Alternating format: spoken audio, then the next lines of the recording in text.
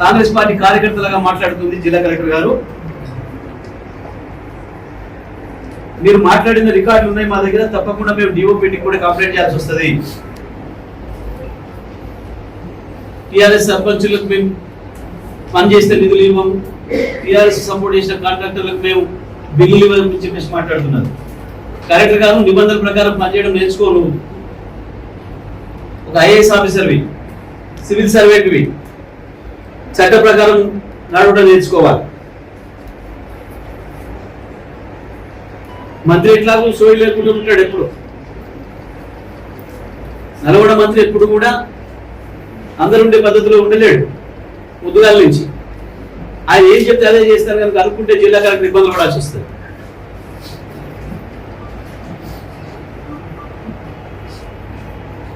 పేరు పెట్టి అడిగి మీది టీఆర్ఎస్ పార్టీ అడిగి పనులు చేస్తున్నట్టు కనబడుతూ ఉంది జిల్లా కలెక్టర్.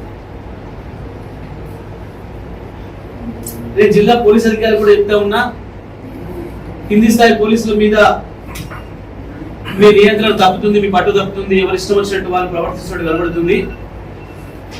వాళ్ళని కంట్రోల్ చేసుకోవాల్సిన బాధ్యత మీదే.